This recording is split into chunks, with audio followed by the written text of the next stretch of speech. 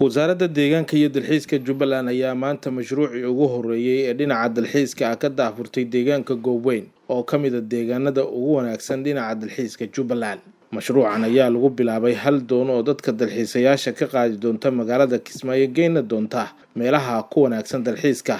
sida halka webiga iyo badda ay isaga daraan. Gudoomiyaha deegaanka Gooweyn Cumar Cabdullaahi Maxamed ayaa ka warbixiyay sida reer Gooweyn ay diyaar ugu yihiin ka shaqaynta horumarinta dalxiiska in ay mashruucaasi dalxiiska laga hirgeliyo deegaanka Gooweyn maadaama ay Gooweyn tahay meel ku haboon dalxiiska tourism ku haboon ilaan waa meeshii webiga badda uu kaga dareeyo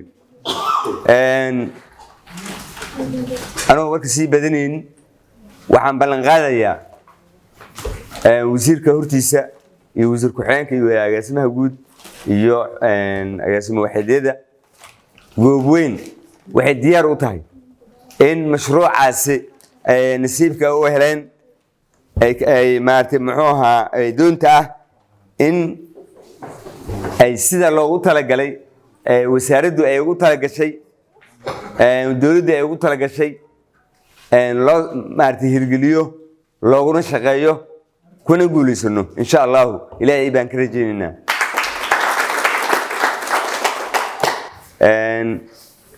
mar koowaad mar labaad mar saddexaad waxaan farax iyo guul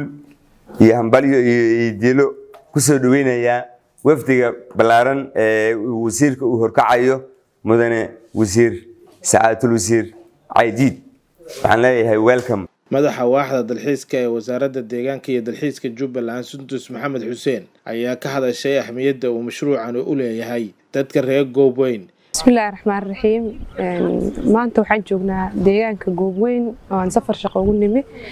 Ujeedada safarkeena wuxuu ahaa inaan daahfurno oo maanta mashruuc dalxiis oo lagu dhiirigelinayo bulshada deegaanka Gooweyn. sidoo kale mashruucan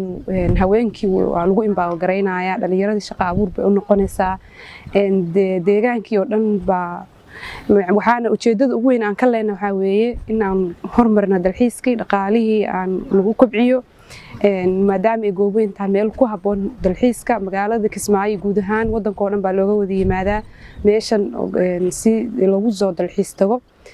fursadana ayaga nasiib u yeeshay maanta inaan meeshan ku daafurno barnaamijkan waxaan rajaynaynaa reer Gooweyn inay si fiican uga faa'iideysan doonaan deegaanka waa deegaan kheyraad badan leh barwaaqooyin badan leh beerihi leh webigi leh baddi leh waxaan rajayn doonaa dhaqaalaha dawladda goboleedka Jubbaland inuu kaabi doono mashruucan insha Allah. Wasiirka deegaanka iyo dalxiiska Jubbaland Caydiid Saleebaan Xaashi oo maanta daahfuray mashruucii ugu horeeyay ee dhinaca dalxiiska ee laga hirgeliyo Gooweyn ayaa ganacsatada Jubbaland iyo kuwa kale ee Soomaaliya ugu baaqay in loo baahan yahay in ay maalgashi ay ku sameeyaan goobaha ku wanaagsan dalxiiska. waan doonayno inaanu ka soo daahfuray doon dalxiiska loogu talagalay Jubbaland waxay noqonaysaa doontii ugu horeysay oo dalxiisku yeesho oo Jubbaland yeelato oo ay naga saacideyso dawladda Jarmalka hay'adda GIZ mashruucaas aan u nimi maanta daahfurkiisa dhawaana ka hawlgali doonta haddii aan lidmo deegaankan waxaan doonaynaa inaan ku dhiirigelino ganacsatada Soomaaliyeed iyo ganacsatada Jubbaland ba inay dalxiiska maalgashadaan doonyaha soo gataan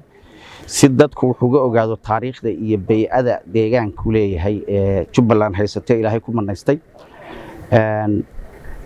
doontaasi waxay u kala safri doontaa Gooweyn iyo magaalada Kismaayo jazaa'irka yaryar oo magaalada Kismaayo u dhowna way tagi doontaa haddii aan leedno dhalinyarada iyo dadka dalxiisayaasha ah ee imanaya baan ugu talagalay in ay ku dalxiisaan waqti ku qaataan waxana ka qoraan oo deegaankooda iyo bay'ada iyo barwaaqada dhulkooda taala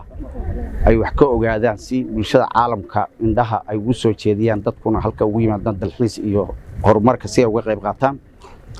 arintaas aan maanta u nimiyo ka soo daafuray mashruuca Gooweyn ilaahayna waxaan ka rajaynaynaa mid guuleysto oo mid dhalay inuu noqdo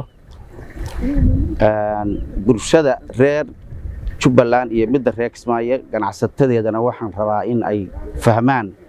maalgashiga uu u baahan yahay dalxiisku in ay horumariyaan oo maalgashadaan oo ka ganacsadaan magaaladan waxay u baahan tahay hoteelo iyo dhul dalxiis oo laga hirgeliyo